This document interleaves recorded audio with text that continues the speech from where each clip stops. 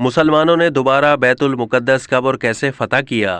مسلمانوں نے دوبارہ بیت المقدس کب اور کیسے فتح کیا اور صلاح الدین ایوبی کا اس میں کیا کردار تھا، اور بیت المقدس مسلمانوں کے کنٹرول میں جانے کے بعد کیسے یورپ میں کوہرام مچ گیا، پھر کیا ہوا، ان سارے سوالوں کے جواب اس ویڈیو میں آپ کو مل جائیں گے۔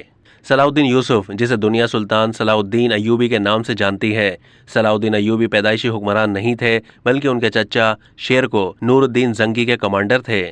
اپنے چچا شیرکو کی وفات کے بعد صلاح الدین ایوبی فوج کے کمانڈر بنے اور فاطمی خلیفہ کو حکومت سے ہٹانے کے بعد وہ خود نور الدین زنگی رحمۃ اللہ علیہ کے گورنر کی حیثیت میں مصر پر حکومت کرنے لگے تھے۔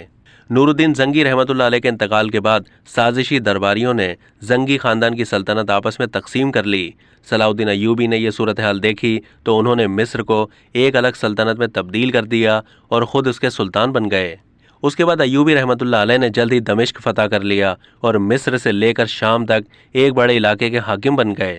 10 جون 1179 کو ہونے والی جنگ میں سلطان کے وفاداروں نے بولڈون کی فوج کو زبردست شکست دی۔ 1185 میں کوڑ کے مرض کے باعث بولڈون IV کی موت ہو گئی۔ اس دوران بیت المقدس میں گائے آف لوزائنن کی حکومت آ گئی، جو مسلمانوں کا کھلا دشمن تھا۔ ایک صلیبی سردار رینالڈ نے مدینہ منورہ میں نبی اکرم صلی اللہ علیہ وآلہ وسلم کے روضہ مبارک کو نعوذ باللہ تباہ کرنے کا منصوبہ بھی بنایا تھا۔ اس نے اپنے بحری جہازوں کے ذریعے عرب ساحلی علاقوں پر حملے بھی کرائے، لیکن سلطان کے بحری جنگی جہازوں نے رینالڈ کے بحری جہازوں کو تباہ کر کے یہ ناپاک منصوبہ ناکام بنا دیا۔ اپنی بہن کی بے عزتی پر غیرت مند بھائی کا خون کھول اٹھا۔ سلطان نے صلیبیوں کے زیر کنٹرول شہر تبریا یا ٹائبرس کا محاصرہ کر لیا۔ جواب میں رینالڈ نے بھی جنگ کی تیاریاں شروع کر دیں۔ وہ گائے آف لوزائنن کا گہرا دوست بھی تھا، اس لیے گائے آف لوزائنن بھی اپنی فوج کے ساتھ میدان میں آ گیا۔ اس نے سلطان ایوبی سے صلح کا معاہدہ بھی توڑ دیا۔ سلطان نے جنگ کے لیے حتین کا علاقہ چن لیا، جہاں پانی کے چند ہی چشمے تھے اور زیادہ تر علاقہ بنجر اور ویران تھا۔ سلطان کی فوج پانی کے چشموں کے پاس ٹھہر گئی۔ صلیبی فوج جیسے جیسے آگے بڑھتی گئی، گرمی اور پیاس کی شدت سے بے حال ہوتی گئی۔ اگلے دن 4 جولائی 1187 کو سلطان نے صلیبی فوج پر حملہ کیا۔ صلیبی فوج کے زیادہ تر سپاہی بغیر لڑائی کے ہی میدان جنگ سے فرار ہو گئے۔ باقی بچے ہوئے سپاہیوں میں مقابلے کی طاقت ہی نہیں تھی، اس لیے وہ آسانی سے مارے گئے یا پکڑے گئے۔ سلطان گائے کو تو ٹھنڈا کے گلاب پلایا گیا، لیکن رینالڈ کو بدعہدی کی بھرپور سزا دی گئی۔ سلطان نے اپنے ہاتھوں سے اس کا سر قلم کر دیا۔ یوں 2 اکتوبر 1187 کو بیت المقدس پر صلاح الدین ایوبی کا مکمل کنٹرول ہو گیا، یعنی بیت المقدس 88 برس بعد دوبارہ مسلمانوں کے کنٹرول میں چلا گیا، جس کے بعد سارے یورپ میں کوہرام مچ گیا اور جنگ کی تیاریاں ہونے لگیں۔ برطانیہ میں تو صلاح الدین ٹیکس عائد کیا گیا تاکہ پیسے جمع کر کے سلطان کے مقابلے کے لیے فوج اکٹھی کی جا سکے۔